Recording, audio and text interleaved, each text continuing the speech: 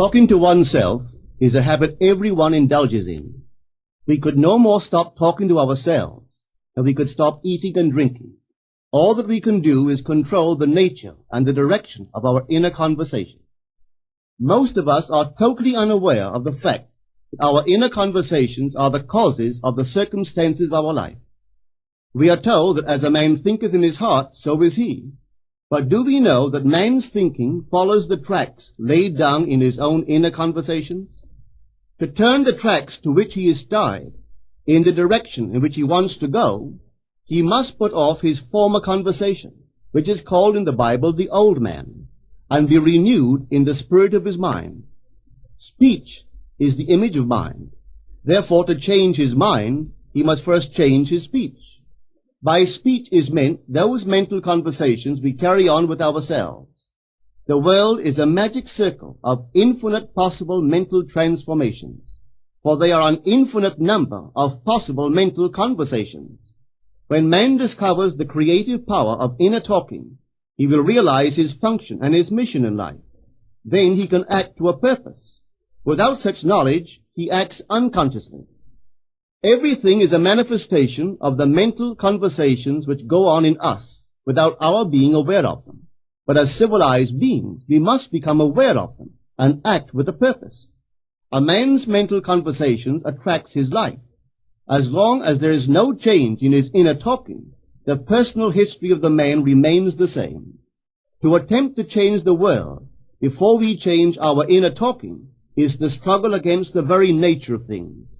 Man can go round and round in the same circle of disappointments and misfortunes, not seeing them as caused by his own negative inner talking, but as caused by others. This may seem far-fetched, but it is a matter which lends itself to research and experiment. The formula the chemist illustrates is not more certainly provable than the formula of this science by which words are clothed in objective reality. One day a girl told me of her difficulties in working with her employer. She was convinced that he unjustly criticized and rejected her very best efforts. Upon hearing her story, I explained that if she thought him unfair, it was a sure sign that she herself was in need of a new conversation piece. There was no doubt but that she was mentally arguing with her employer, for others only echo that which we whisper to them in secret. She confessed that she argued with him mentally all day long. When she realized what she had been doing, she agreed to change her inner conversations with her employer. She imagined that he had congratulated her on her fine work, and that she, in turn, had thanked him for his praise and kindness. To her great delight, she soon discovered that her own attitude was the cause of all that befell her. The behavior of her employer reversed itself. It echoed, as it had always done, her mental conversations with him.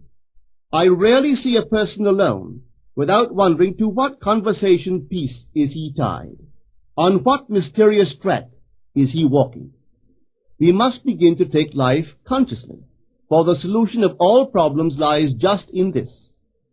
The second man, the Lord from heaven in all of us, is trying to become self-conscious in the body, that he may be about his Father's business. What are his labors? To imitate his Father, to become master of the Word, master of his inner talking, that he may mold this world of ours into a likeness with the kingdom of love.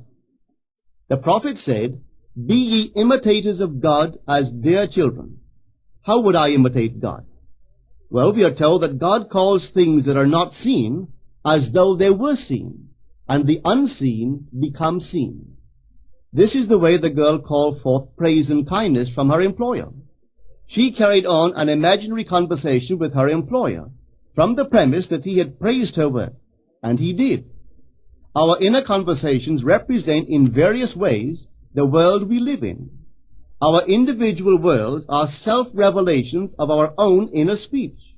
We are told that every idle word that men shall speak, they shall give account thereof. For by their words they shall be justified, and by their words they shall be condemned. We abandon ourselves to negative inner talking, yet expect to retain command of life.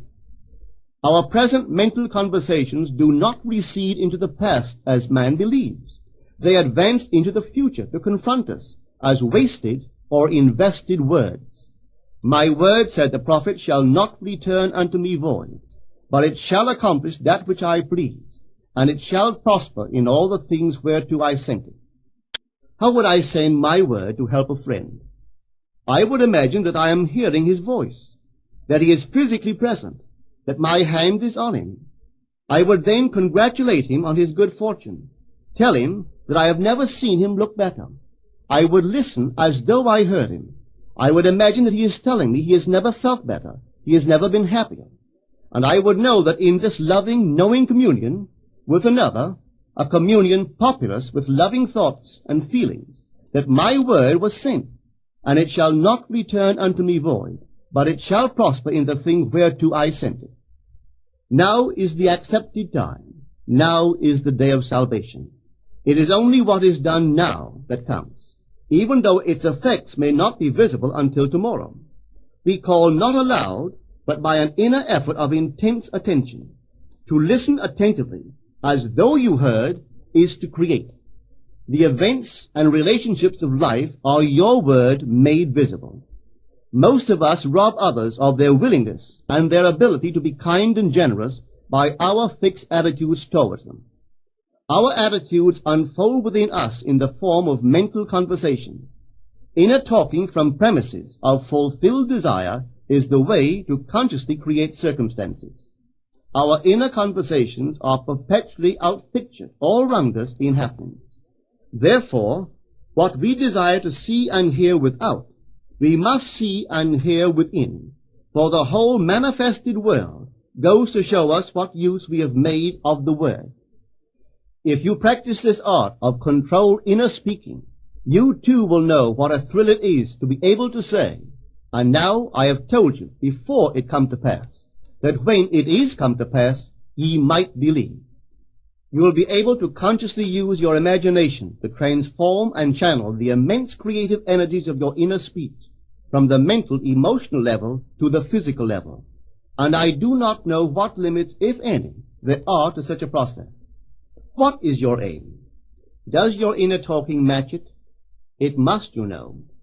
If you would realize your aim, for as the prophet asked, can two walk together except they be agreed? And of course the answer is no, they cannot. The two who must agree are your inner conversation and the state desired. That is, what you desire to see and hear without, you must see and hear within. Every stage of man's progress is made by the conscious exercise of his imagination, matching his inner speech to his fulfilled desire.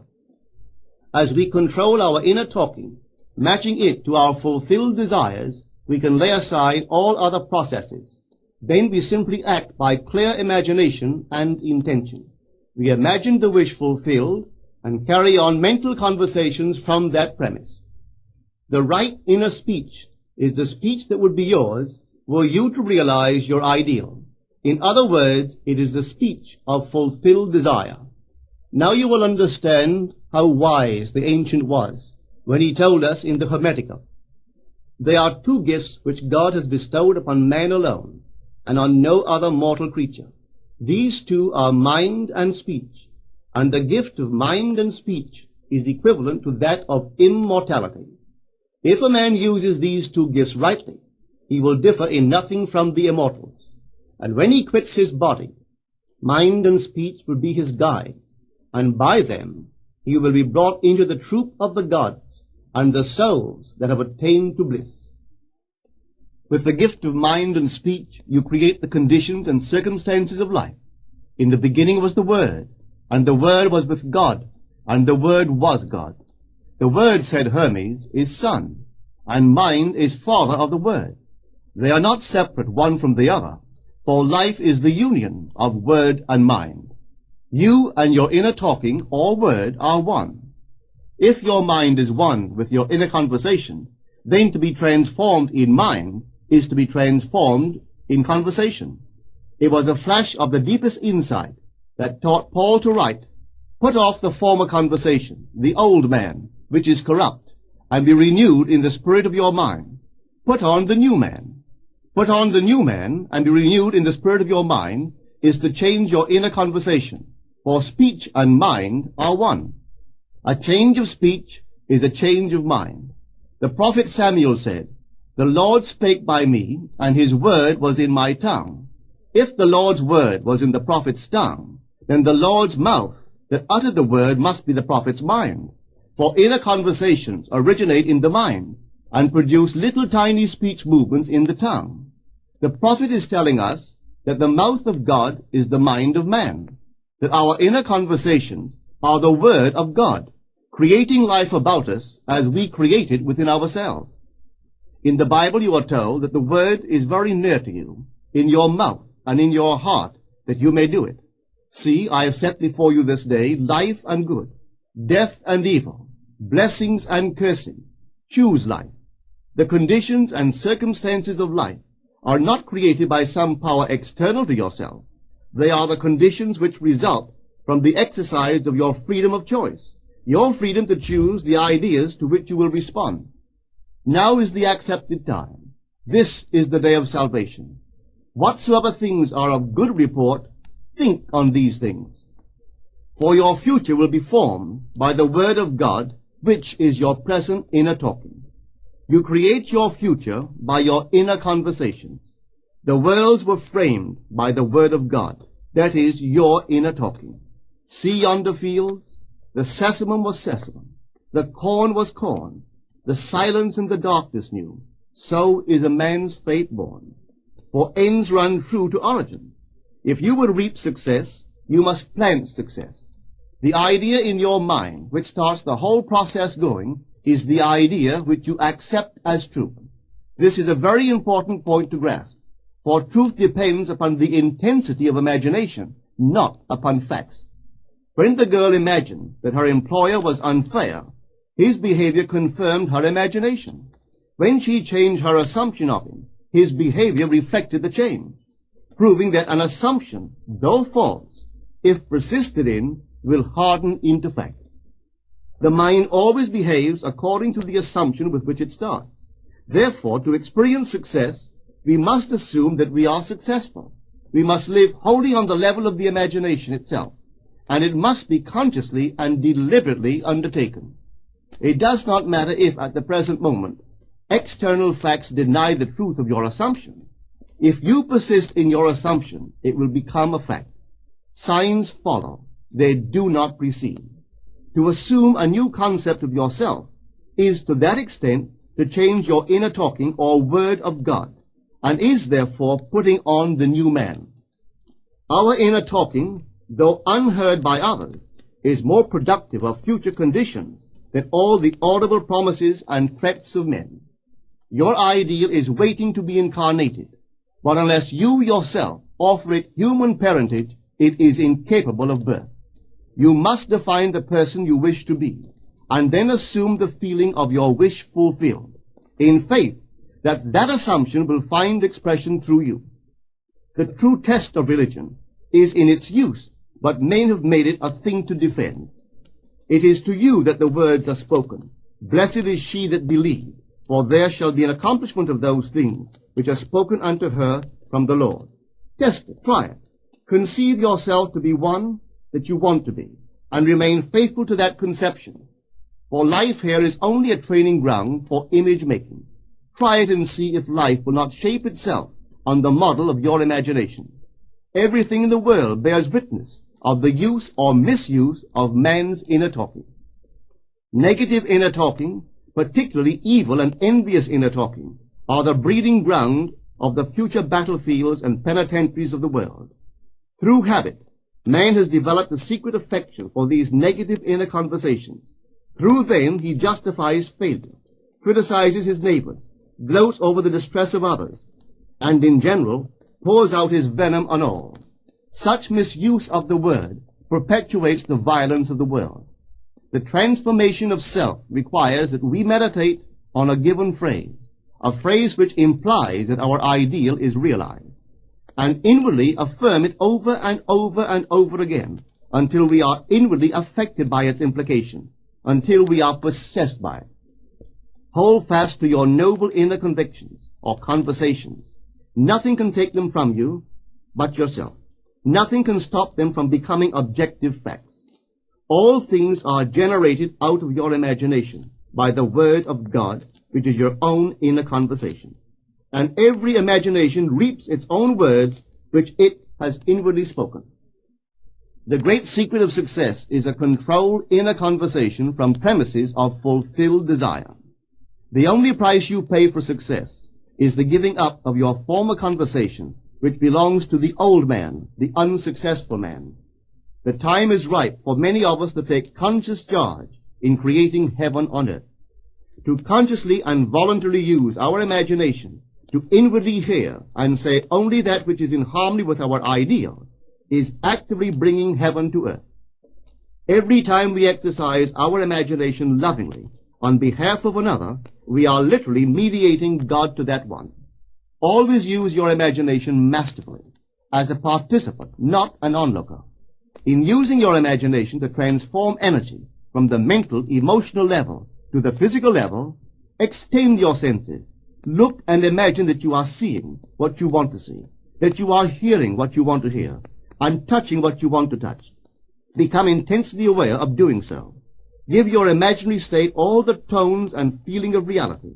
Keep on doing so until you arouse within yourself the mood of accomplishment and the feeling of relief.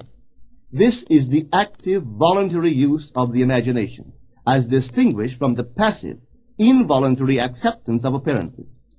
It is by this active, voluntary use of the imagination that the second man, the Lord from heaven, is awakened in man.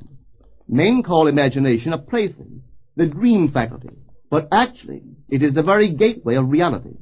Imagination is the way to the state desired.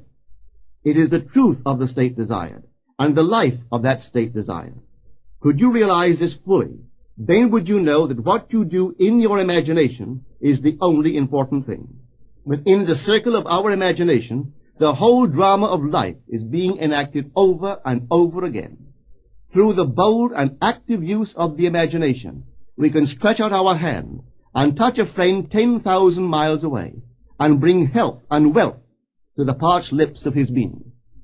It is the way to everything in the world. How else could we function beyond our fleshly limitations? But imagination demands of us a fuller living of our dreams in the present. Through the portals of the present, the whole of time must pass. Imagine elsewhere as here, and then as now. Try it and see.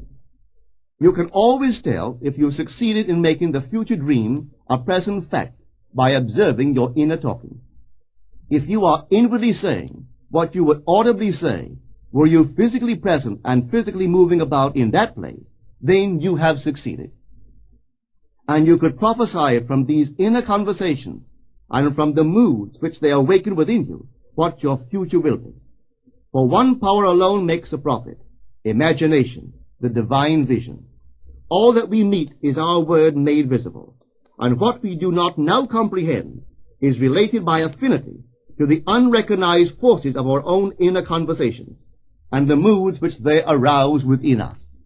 If we do not like what is happening to us, it is a sure sign that we are in need of a change of mental diet. For man, we are told, lives not by bread alone, but by every word that proceeds from the mouth of God. And having discovered the mouth of God to be the mind of man, a mind which lives on words or inner talking, we should feed into our minds only loving, noble thoughts.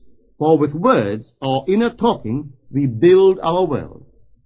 Let love's lordly hand raise your hunger and thirst to all that is noble and of good report, and let your mind starve ere you raise your hand to a cup love did not fill, or a bowl love did not bless, that you may never again have to say, "What have I said?